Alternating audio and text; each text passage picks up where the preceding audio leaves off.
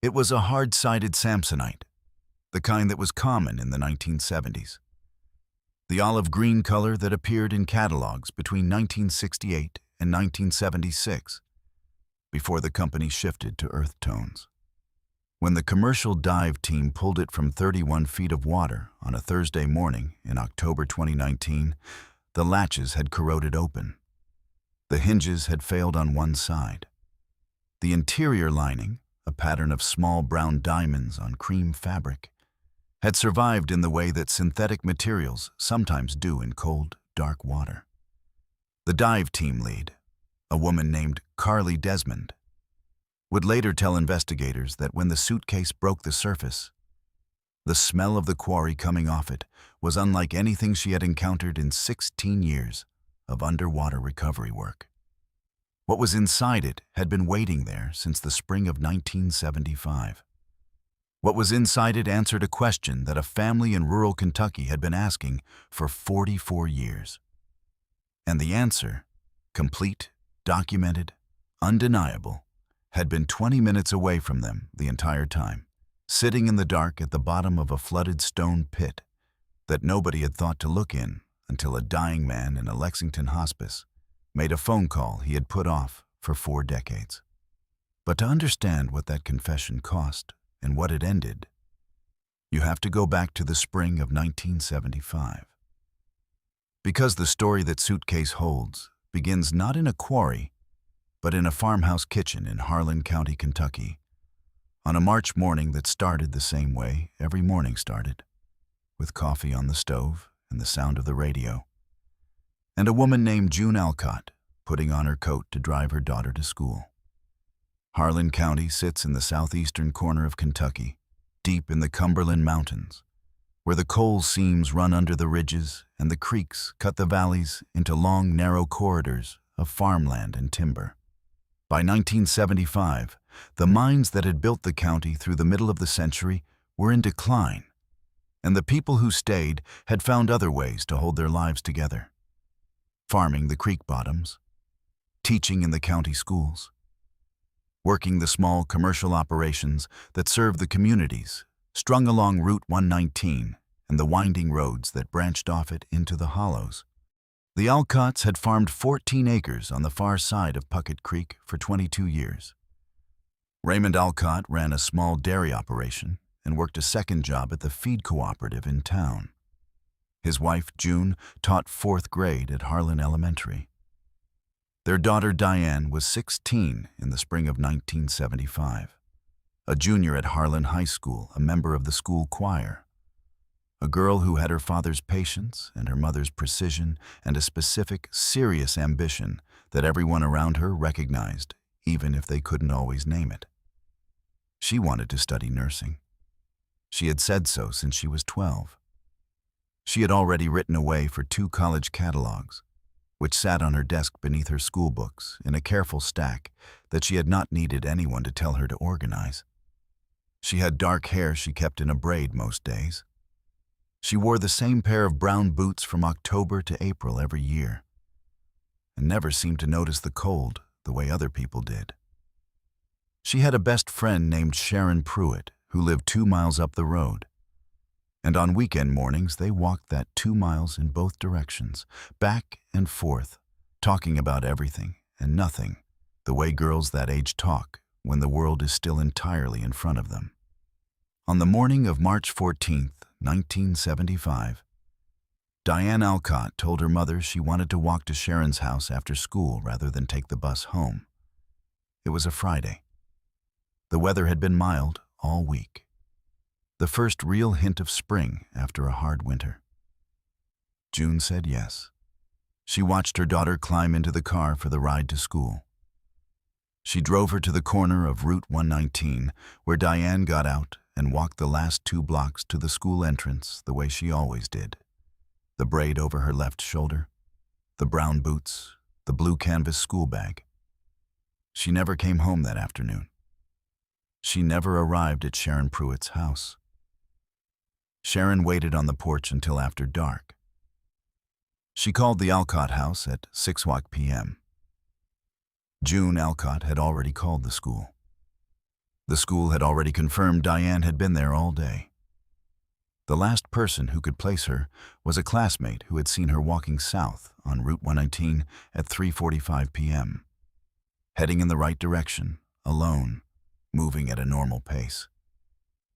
After that, nothing.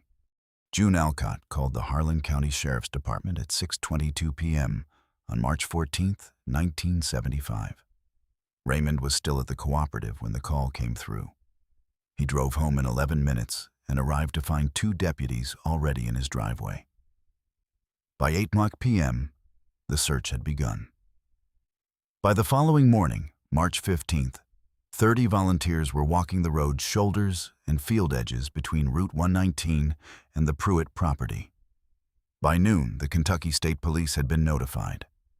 By 3:00 p.m., a dog team had been brought in from Middlesboro. The dogs tracked Diane's scent south on Route 119 for approximately a quarter mile, before losing it at a gravel pull-off beside a defunct service station called Blevins Gas.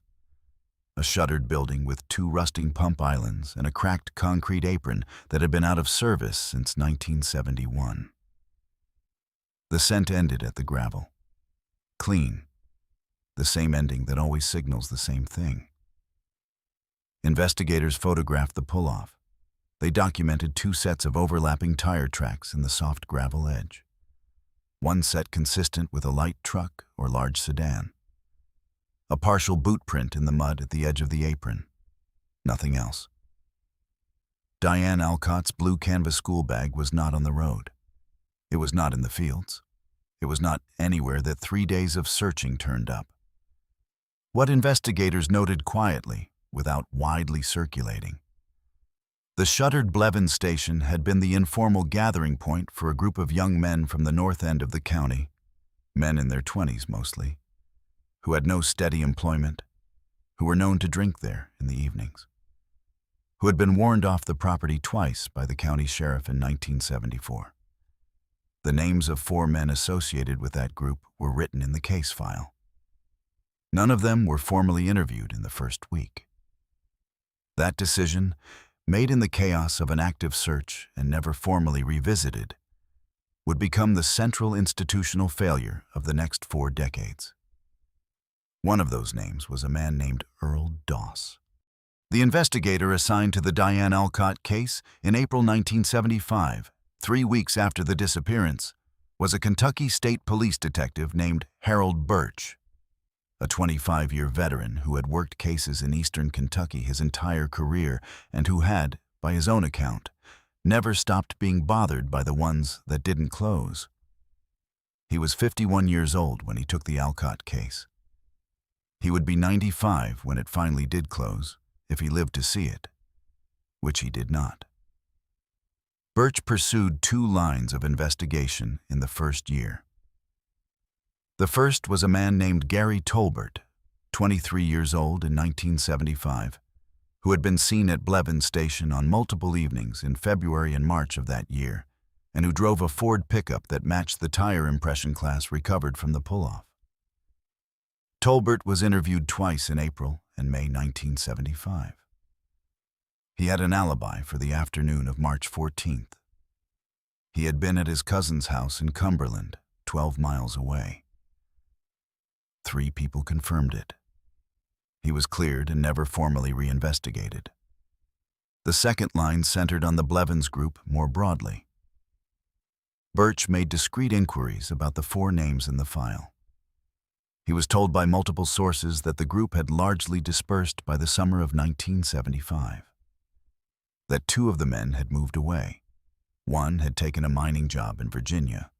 One had stayed in the county but kept to himself. The one who stayed was Earl Doss. Birch knocked on Earl Doss's door in June 1975.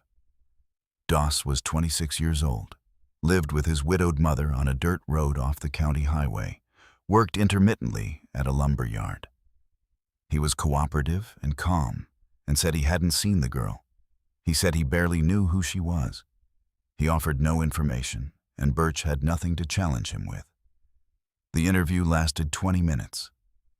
Birch noted in his file that Doss was difficult to read, and that he planned to return. He did not return for 3 years, by which point the case had accumulated the quiet weight of cases that have no new leads, and every visit is really just a ritual of not giving up. June Alcott never gave up. She retired from teaching in 1989 and spent the years that followed writing letters to the state police, to the FBI, to her congressman, to anyone she thought might have the authority to bring new resources to a case that had been officially open and practically dormant for 15 years. She kept a binder organized by year, every letter copied, every response filed. By 1995, the binder was 3 inches thick and contained 47 pieces of correspondence. None of them had produced a result. Raymond Alcott had died in 1987, 12 years after Diane disappeared, without an answer. He had spent those 12 years farming and working, and being a man who contained his grief in the way that men of his generation were taught to contain things, tightly and with cost. The cost had shown up in his health and then in his heart, and then one January morning, it had simply taken him. June kept the binder. She kept Diane's college catalogs on the desk where Diane had left them. By 2000, 25 years had passed. Harold Birch had retired in 1993. He had kept the Alcott case file in his personal possession, not officially, not with departmental approval, just because he couldn't bring himself to leave it behind. He lived in a small house in Pineville, and in his 70s, he had taken up wood carving. And on evenings when the carving wasn't holding his attention, he read through his notes on the Alcott case and thought about Earl Doss. And the 20 minutes in June 1975, when he'd had the man in front of him and nothing useful to ask. By 2010, Harold Birch was 86 years old. Earl Doss was 61. Diane Alcott had been gone for 35 years. The case had not moved. The case had not closed. And Callaway Quarry, a flooded limestone pit 18 miles from the Blevins Station pull-off, used commercially until 1969 and abandoned since, sitting off a gravel road that nobody had a reason to travel, had been holding its secret in 31 feet of cold, dark water for all of that time. Every case on this channel represents weeks of research, verifying facts, and piecing together lives that deserved better. If you believe that kind of work matters, take a second to like and subscribe, and drop a comment telling us where in the world you're watching from. We read everyone. Now let's get back to Diane. The call that broke the case open came on a Tuesday evening in September 2019. To a Kentucky State Police tip line that had been set up as part of a cold case awareness campaign the agency had run that summer. The officer who answered was a detective named Pam Voss, 6 years on the cold case unit, who had grown up in eastern Kentucky and who had read the Alcott file when she joined the unit because it was one of the oldest open cases on her desk. The caller identified himself as Earl Doss. He said he was 70 years old and in hospice care at a facility in Lexington. He said he had stage 4 pancreatic cancer and that his doctors had given him between 4 and 8 weeks. He said he had been thinking about what he wanted to do with the time he had left. He said he wanted to tell somebody where Diane Alcott was. Detective Voss set down her pen. She did not pick it up again for a long time. She asked him to stay on the line. She asked him to say his name again, clearly, for the recording. He did. Then he told her everything. Earl Doss spoke for 47 minutes on that September phone call. He spoke without being prompted. He spoke in the flat, careful way of a man who has rehearsed something many times and is finally, after a very long time, saying it out loud. He described the afternoon of March 14, 1975, in detail that only a witness or a participant could possess. He described the Blevins Station pull-off. He described the school bag. He described driving north on Route 119 in a borrowed Chevrolet, a brown Bel Air, not a truck, which is why the tire impression class had matched 2 different vehicle types.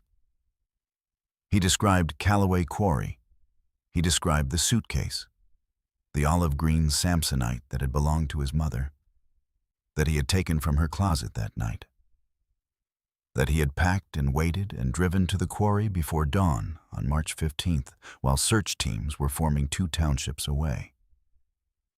He said, "I should have called sooner. I know that. I just couldn't figure out how to do it, and then I couldn't figure out how to keep not doing it, and then 40 years were gone." He said he was sorry. He said it twice. It was not enough. It could not be enough. But it was, finally, something. The dive team was deployed within 72 hours of the call. The quarry had been surveyed by sonar on the 2nd day. The Samsonite was located at the 3rd survey pass, resting on a limestone ledge at 31 feet. Carly Desmond brought it to the surface on a Thursday morning, the quarry smell rising off the corroded latches, the interior lining still intact, the small brown diamonds on cream fabric still there after 44 years. Diane Alcott's remains were identified through dental records held by the Harlan County Health Department, the same records that had been on file since 1975, waiting, as records do, for the question that would require them. Earl Doss died in hospice on November 3, 2019, 41 days after the phone call. He was never charged. He was never arrested. He had been dying when he called, and he died before any legal process could be completed. The Commonwealth of Kentucky declined to pursue posthumous proceedings. There would be no trial. There would be no sentencing. There would be no courtroom, no verdict read aloud, no community gathered to watch justice land. What there was: a phone call, a quarry, a suitcase. A confession spoken into a recording device by a dying man who had chosen, in the last weeks of his life, to hand the truth back to the people it belonged to. June Alcott was 83 years old when Detective Pam Voss called her on a Tuesday evening in September 2019. She was told there had been a development. She was told to sit down. She was not told everything on that first call. The full picture came in stages over the following days as the verification process proceeded and the dive team deployed and the recovery was confirmed. But she was told enough on that first call to understand that the 44 years of silence were over. She asked only one question that first evening. She asked whether Diane had suffered. Voss told her the truth as best she knew it, which was that she did not know and could not say. June said, "That's all right." She meant it. She had long ago arrived at the place where not knowing certain things was better than knowing the wrong version of them. Diane Alcott was laid to rest in April 2020, 45 years after she had walked south on Route 119 in her brown boots with the braid over her left shoulder. The service was small, held at the First Presbyterian Church in Harlan, attended by family and a handful of people who had known her, or known her family, or had simply followed this case across the years, because some cases make themselves impossible to set down. Sharon Pruitt, 80 years old, living in Tennessee, drove back to Harlan and sat in the front pew beside June. The college catalogs were buried with Diane.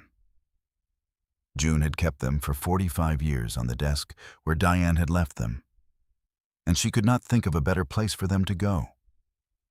Harold Birch had died in 2016, 3 years before the confession, at the age of 92. He had not lived to see the case close. He had carried his notes and his question about Earl Doss through 41 years of retirement and had died without the answer. That is the cost the framework of justice cannot account for. The people who worked the right leads and asked the right questions and simply ran out of time before the answer arrived. Detective Pam Voss attended Diane's burial in April 2020. She stood at the back. She had not known Diane. She had come because she believed you showed up for the cases you closed, even when the closing came 44 years late, and the person who finally provided it was a dying man, making a phone call he could have made decades earlier, and chose not to. Why did Earl Doss wait? He was never able to give a complete answer. In the recording, he said he had thought about it for a long time. He said there were years when he had almost called. He said that after a certain point, the silence had become its own kind of structure, something he lived inside without fully choosing to. He said he didn't think there was a good reason. He said that was the truth. It is not satisfying. It is the truth, and it is not satisfying, and both of those things are true at the same time. The suitcase is in the custody of the Kentucky State Police. The Samsonite latches and the interior lining with the small brown diamonds have been preserved as part of the case record. They will be there for as long as records are kept.